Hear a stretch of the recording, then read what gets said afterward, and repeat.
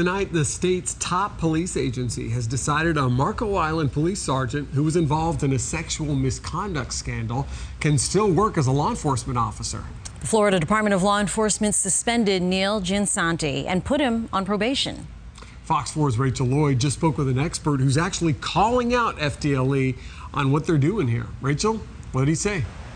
He says he doesn't think probation is enough. He doesn't think that officer should work in law enforcement at all.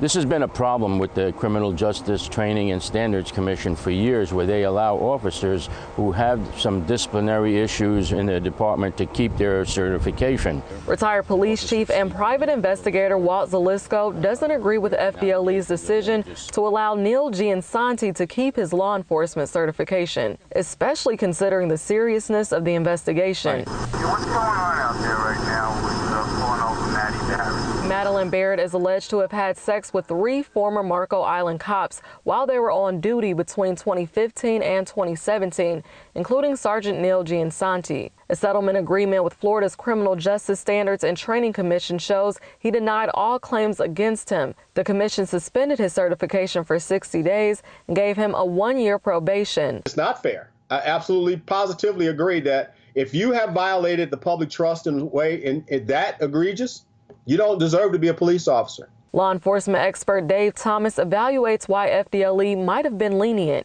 FDLE has, I guess, because they only see it if it's consensual sex, then I would say that that's probably that's the reason why they cut him some slack. As I doubt very seriously if anybody would ever hire him. Zalisco says because of several misconduct investigations, MIPD should be dismantled and join forces with a nearby agency. There could be a benefit to going to the Sheriff's Department. It could be a cost savings benefit, as well as getting a more professional police department to patrol the streets here. And Giansanti can still apply to other law enforcement agencies while he's on probation. He just needs to let FDLE know if he gets hired during that probation. On Marco Island, Rachel Lloyd, Fox 4, in your corner.